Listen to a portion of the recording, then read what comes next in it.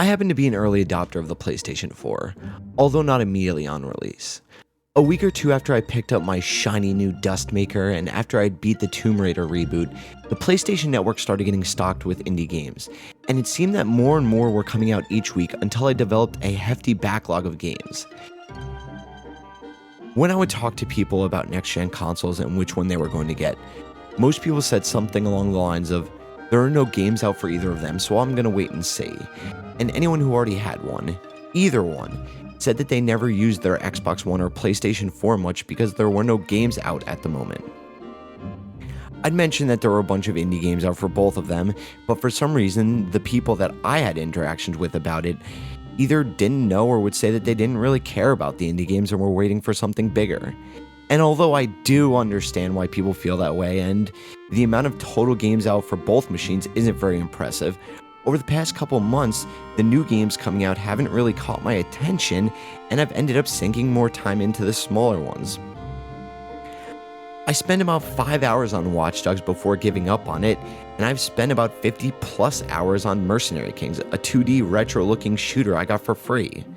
Though I enjoyed Infamous Second Son, I more enjoyed screaming at my TV while playing 1001 Spikes.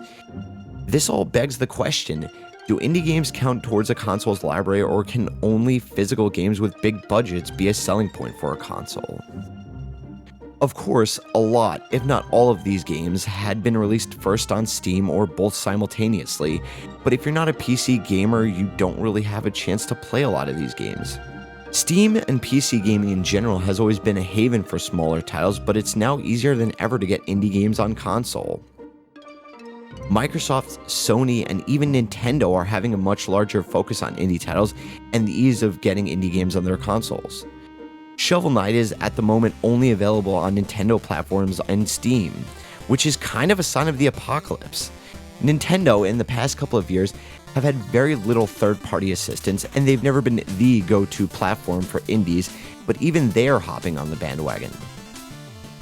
A lot of the ones coming to the PlayStation family normally start out as PlayStation Plus free games upon release.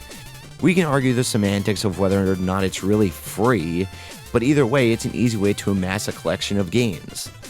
Talk of indie games on Microsoft consoles is almost always a touchy subject because of the parity clause, but after the unveiling of their ID at Microsoft program, they've become a much better place for smaller devs.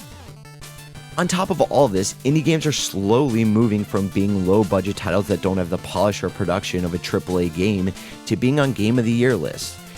Shovel Knight has been in the spotlight for a couple of months now, and it's been showered with endless praise from almost anyone who played it. And that praise isn't without merit. Shovel Knight isn't a nostalgic cash grab, it's a love letter to retro video games. It's the bastard child of Castlevania, Zelda 2, and Mario 3 while developing its own identity, so people who are younger or grew up without those games don't get lost in references. Its level design is brilliant and showcases increasing difficulty perfectly. Every time you die in the game, you know that it will be your fault, not the fault of the game's design. Its soundtrack is both nostalgic and catchy on its own, continuing the theme of the game being heavily influenced on but not a copy of retro games. Bigger companies are even cashing in on the indie craze. Child of Light was somewhat of a passion project by a developer at Ubisoft who wanted to create a Final Fantasy-esque game. Even though it has the Ubisoft brand name on it, Child of Light costs less than a brand new title and in my opinion has more imagination and innovation than them as well. The art style is a gorgeous watercolor-esque palette and the combat is an interesting take on turn-based RPGs. Though a lot of people are divided on this game, the fact that it exists is indicative of what's to come. Its rhyming dialogue and watercolor visuals are about as outside of the box as you can get, and if more games try to do weird and different things, I'm cool with that. Creating video games is becoming easier for those trying to get into it, and putting those games out for the public to enjoy is no longer as hard as finding a publisher to put an investment into your game and dealing with physical distribution. Although it is getting a bad rap with the huge amount of unfinished and otherwise shitty games, the Steam Early Access program has shown some promise amongst the piles and piles of trash, and websites like GameJolt allow for people to upload their projects, and there are quite a bunch of interesting games on there. I know that these things only apply to PC. but they show the importance of smaller creators, and the better of these games sometimes end up on consoles. Just look at Minecraft. The game started as an early access game for PC and has spawned a development company, tons and tons of licensed products, and was recently bought by Microsoft for $2.5 billion. It's also either available for or at least being ported to every single console except the Wii U. It just seems like to me a lot of solely console gamers count out indie games as a separate experience. They bought the consoles for the AAA titles that are plastered on the walls of the stores that the consoles are sold at. The smaller titles that see less focus are more of a pleasant surprise or a time waster in between games, rather than something that could be enjoyed as much as, let's just say, Assassin's Creed. I used to be guilty of this mentality. When all I had was an Xbox 360, I almost never went into the marketplace unless I wanted to get a demo or if I was too lazy to go to the store to pick up a physical copy of a game.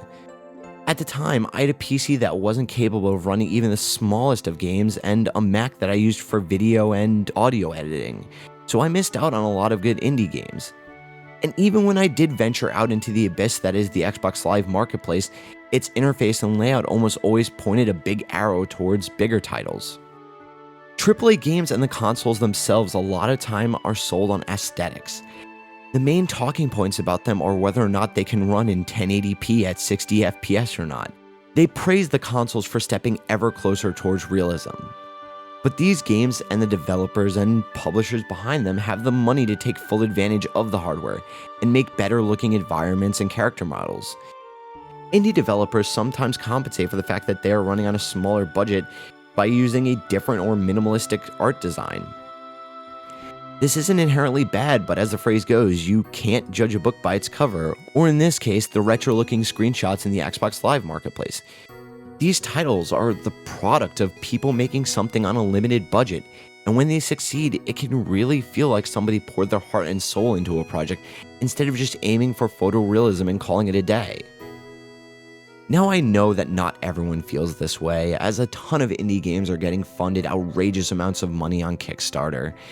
There are a ton of more informed gamers who have been on the indie bandwagon for years. And I know my interactions with these people are not indicative of all gamers, but it just seems like people who aren't PC gamers or are more casual gamers really just don't give a shit about smaller games. Even so much, as an example, I was watching a video that was about the head of Xbox talking about the parity clause that the company has for games. And I lurked into the ever-dreaded comments section and found comments such as, 99% of indie games suck anyway. And stuff like that kind of bums me out because some of the most fun I've had this year is from smaller titles. Everyone is still putting off their next-gen console purchase because of the fact that there isn't enough first-party or AAA content, but these machines aren't completely devoid of entertainment. All I know is that I'm fully enjoying the plethora of indie games coming out for all of the consoles I have.